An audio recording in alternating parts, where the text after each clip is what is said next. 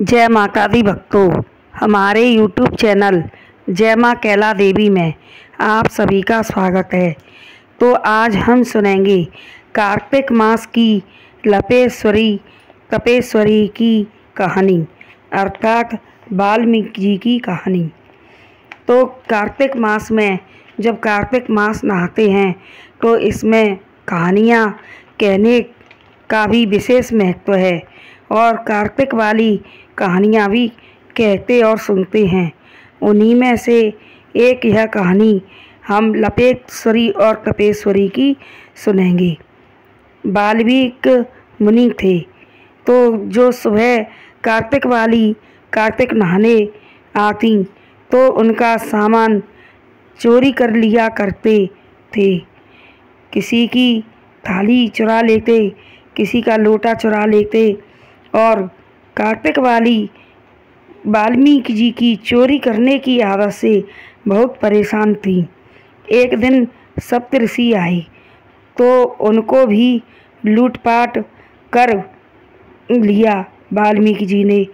तब सप्तऋषि बोले कि यह तू चोरी करता है और पाप करता है, यह किसके लिए करता है?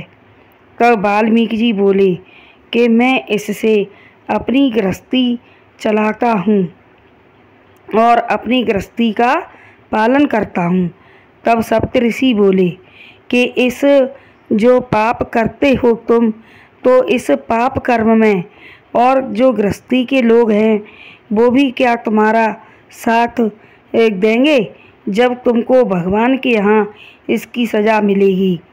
तब वाल्मीकि जी बोले कि सब खाते हैं तो सभी साथ देंगे, क्यों नहीं देंगे? तब सप्तऋषि बोले कि तू अपने घर जा कर के पूछया। तब वाल्मीकि जी बोले कि जब तक तुम भाग जाओगे इसलिए मैं तुम्हें एक पेड़ से बांध करके जाता हूँ। तब वह सप्तऋषियों को एक पेड़ से बांध गई और घर पर पत्नी से, पिता से, माता से, पुत्र से, पुत्री से, भाई से, सबसे उन्होंने पूछा कि जो मैं चोरी करके लाता हूँ और उस सब चोरी के माल में से ही खाना खाते हो और सभी खर्चे करते हो, क्या उस पाप में तुम सब भागीदार होंगे जब मुझे भगवान के यहाँ इसकी यातना सहन करनी पड़ेगी? तब सबने मना कर दिया और कहा कि हम तो पुण्य के भागीदार हैं, पाप के नहीं। जैसे भी लाओ, हमें क्या, हम तो खाते हैं और हम तो खाना खाने के ही भागीदार हैं, पाप के नहीं।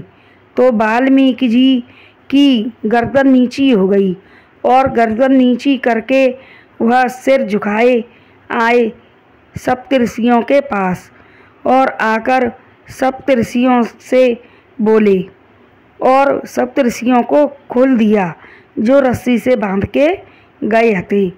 तब सप्तऋषि से बोले कि भगवान सब ने मना कर दी है, मेरे पाप में कोई भी साथ नहीं देगा। सबने कहा है कि कैसे भी लाओ, हम तो खाने पीने के हकदार हैं और हम तो तुम्हारे पुण्य में, जो तुम पुण्य करोगे उसमें भागीदार हैं, हम तुम्हारे इस चोरी के कार्य में भागीदार नहीं हैं। तब सप्तऋषि बोले कि तो यह मूर्ख, तू चोरी चकोरी मत किया कर, तू राम राम जप कर। वाल्मीकि मुनि बोले कि मुझे कैसे कहूँ मैं राम राम, मुझे राम कहना आता ही नहीं। तब सप्तऋषि बोले कि राम राम कहना नहीं आता है तो कोई बात नहीं है, तू मरा मरा कह लिया कर। तब वाल्मीकि जी बोले कि ठीक है, मैं मरा मरा कह लिया करूँगा।